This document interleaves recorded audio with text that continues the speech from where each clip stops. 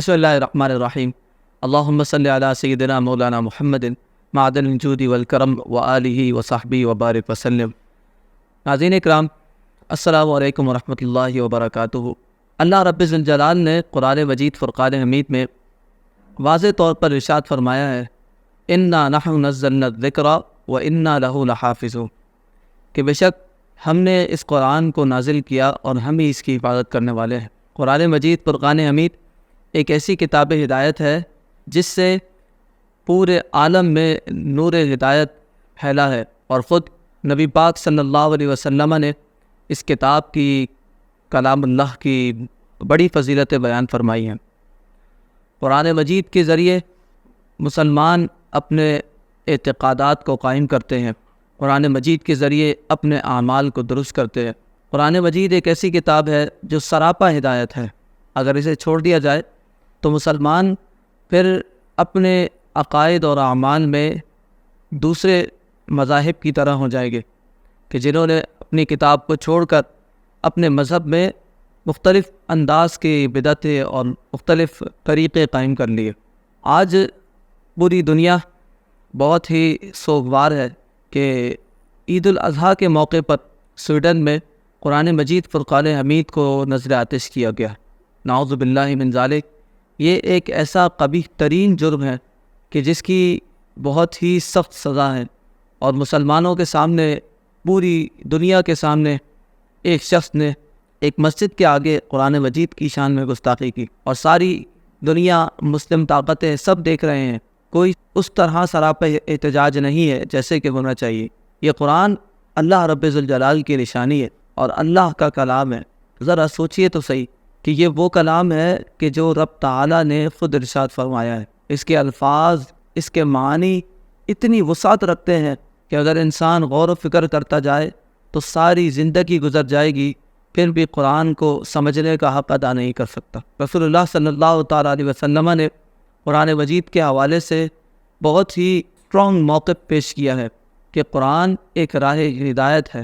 مسلم شریف کی حدیث ہے، حضور علیہ الصلوۃ والسلام نے ارشاد فرمایا، قرآن عزت دیتا ہے، لوگوں کو عزت دیتا ہے۔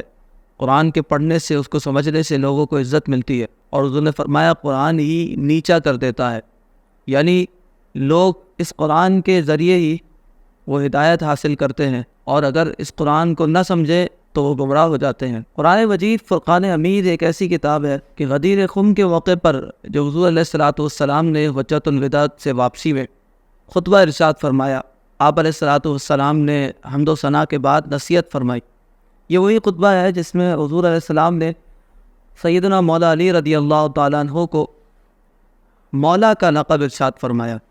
یہ وہی خطبہ ہے کہ جس کے الفاظ پر آج تک روافض مولا علی رضی اللہ تعالیٰ عنہ کو خلیفہ اول اور نبی علیہ الصلوۃ والسلام کے مد مقابل لا کر کھڑا کرتے ہیں۔ اسی خطبے کی ابتدا میں حضور علیہ الصلوۃ والسلام نے قرآن مجید فرقان حمید کی فضیلت بھی بیان فرمائی۔ حمد و صلوات کے بعد آپ نے نصیحت ارشاد فرمائی، اور آپ نے فرمایا، اے لوگو سن لو کہ میں بھی تمہاری طرح کا ایک شخص ہوں، ایک انسان ہوں، اور عنقریب اللہ کا قاصد آنے والا ہے کہ میں اس کے بلاوے پر لبیک کہہ دوں گا۔ یعنی حضور علیہ الصلوۃ والسلام اپنے ظاہری پردہ فرمانے کا ذکر کر رہے ہیں۔ پھر حضور علیہ الصلوۃ والسلام نے یہ بھی ارشاد فرمایا کہ میں اپنے پیچھے دو بھاری چیزیں چھوڑے جا رہا ہوں، اس میں سے ایک چیز قرآن ہے۔ یہ قرآن ایک ایسی کتاب ہے کہ یہ ہدایت بھی ہے، نور بھی ہے۔ یہ قرآن ایسی کتاب ہے کہ تم اس کو مضبوطی سے تھام لو۔ روایت میں آتا ہے کہ حضور علیہ الصلوۃ والسلام نے قرآن مجید کو سمجھنے کی ترغیب دی، اور حضور نے اس پر بہت زور دیا۔ یہ قرآن ہے کہ جس کے متعلق اور احادیث میں بھی حضور علیہ الصلوۃ والسلام نے فضیلت بیان فرمائی۔ یہی قرآن ہے کہ جس نے ہمیں رہن سہن کا طریقہ، سلیقہ سکھایا۔ یہی قرآن ہے جس کی وجہ سے ہم آج سود سے بچے ہوئے ہیں۔ یہی قرآن ہے جس کی وجہ سے آج بے حیائی اور برے کاموں سے مسلمان رکے ہوئے ہیں۔ یہ قرآن صرف پڑھنے کے لیے نہیں بلکہ سمجھنے کے لیے بھی آیا ہے۔ یہ قرآن صرف طاق میں رکھنے کے لیے نہیں بلکہ کھول کر دیکھنے کے لیے بھی آیا ہے۔ یہ قرآن ایک عظیم اور شان والی کتاب ہے۔ آج پوری دنیا میں مسلمان بہت غمگین ہیں، اور قرآن مجید فرقان حمید کی گستاخی پر سراپا احتجاج ہیں۔ بہت سارے میسیجز مجھے بھی موصول ہوئے اور لوگ پوچھ رہے ہیں کہ ہمیں کیا کرنا چاہیے، ہمیں کیا کرنا چاہیے قرآن مجید کے لیے، اور ہمیں کیا کرنا چاہیے قرآن مجید کی عزت پر پہرا دینے کے لیے، صاحب قرآن کی عزت پر پہرا دینے کے لیے۔ اگر یوں دیکھا جائے تو یہ تاریخ اسلام دشمن عناصر کی بہت پرانی ہے کہ یہ بہت پہلے سے ہی صاحب قرآن رسول اللہ صلی اللہ علیہ وسلم کی شان میں، قرآن مجید کی شان میں گستاخی کرتے ہیں، اور یہی نہیں بلکہ یہ تو اللہ رب الجلال کی شان میں بھی گستاخی کرتے ہیں۔ یہ تو انسانیت کی تمام حدود کو پار کر دیتے ہیں، اور جب پوچھا جائے تو کہتے ہیں یہ تو فریڈم آف ایکسپریشن ہے، یہ تو فریڈم آف اسپیچ ہے، اس کی وجہ سے سب کو آزادی ہے، ہر کسی کو اظہار رائے کی آزادی ہے، وہ جو چاہے کہے، مگر نہیں، اسلام کبھی اس کی اجازت نہیں دیتا، انسانیت کبھی اس کی اجازت نہیں دیتی۔ یہ حتیٰ کہ عزت مذہب کا مسئلہ جو ہے یہ بہت ہی زیادہ حساس ہے۔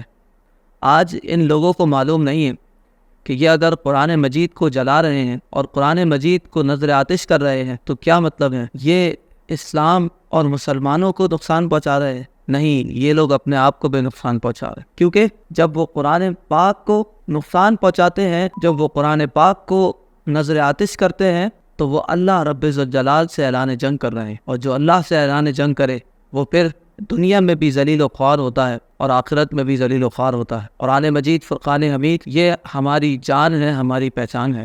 آج ہمیں احتجاج ضرور کرنا چاہیے، اور جس طرح احتجاج کا طریقہ ہے ایک جمہوری ملک کے اندر، اس طرح احتجاج ضرور کرنا چاہیے، مگر یہ احتجاج تو عوام کے لیے، عوام کو یہ احتجاج کرنا چاہیے، اور عوام کو یہ چاہیے کہ جہاں یوں پلے کارڈ لے کر اور سڑکوں پر نکل کر احتجاج کر رہے ہیں، وہاں یہ بھی تو سوچے کہ ہم اپنے بچوں کو قرآن مجید فرقان حمید کیوں نہیں سکھا رہے ہیں، اور جو سکھا رہے ہیں وہ بھی صرف اور صرف حفظ قرآن کے بعد یہ سمجھتے ہیں کہ ہم نے اپنا فریضہ پورا کر لیا اور ہم نے اپنے بچے کو حافظ قرآن بنا دیا تو یہ ہم سب کو جنت پہ لے کے چلا جائے گا۔ یاد رہے کہ رسول اللہ صلی اللہ علیہ وسلم کی حدیث ہے کہ وہ حافظ قرآن کہ جو قرآن کے حلال کو حلال جانے اور حرام کو حرام جانے، وہ حافظ قرآن ہے کہ جو اپنے خاندان والوں کی بخشش و مغفرت کروائے۔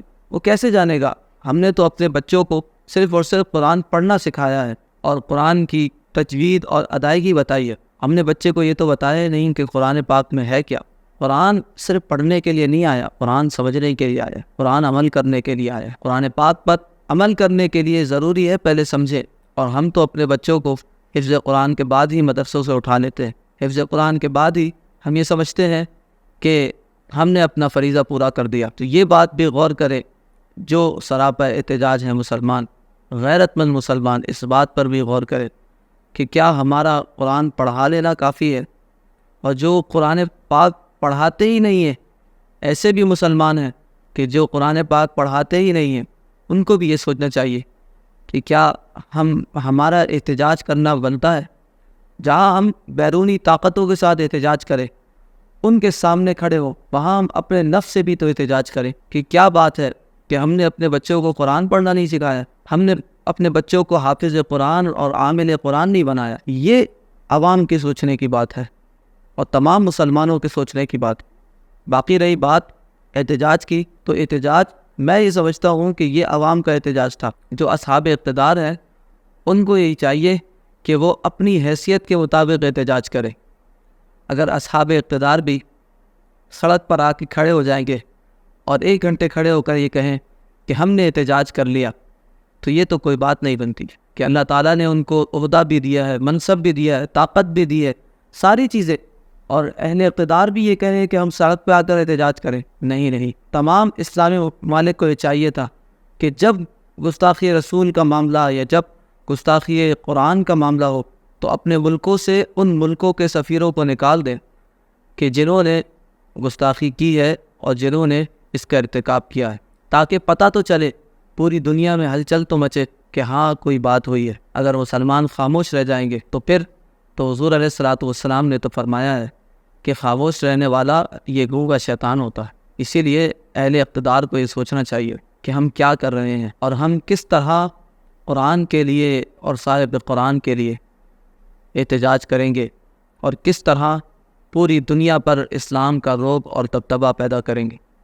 جو یہ سمجھتے ہیں نا کہ اکانومی اگر ہماری صحیح ہوتی تو ہم کچھ کر سکتے، اور ہمارے پاس اگر مال و دولت ہوتا تو ہم کچھ کر سکتے، تو ان کی خدمت میں عرض ہے کہ ہم کچھ بھی کر لیں، مال و دولت بھی بنا لیں، جتنا مال ہوگا، جتنا کچھ ہو جائے گا، مگر جب تک غیرت ایمانی نہیں ہے، جب تک وہ ایمانی حرارت اور وہ جذبات نہیں ہے، اس وقت تک دین پر پیرا نہیں دیا جا سکتا۔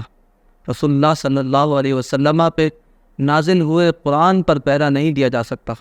اور ساتھ میں یہ بات بھی کہوں کہ جو لوگ اہل اقتدار سے تعلق رکھتے ہیں، جو لوگ اصحاب مناصب سے تعلق رکھتے ہیں، اور ساتھ میں یہ بھی کہوں کہ جو احباب میری ویڈیو دیکھ رہے ہیں اور وہ اصحاب اقتدار سے تعلق رکھتے ہیں، اصحاب مناصب سے تعلق رکھتے ہیں، ان کو یہ چاہیے کہ ان سے بھی یہ کہیں کہ اپنی حیثیت کے مطابق احتجاج کرو اور آواز اٹھاؤ۔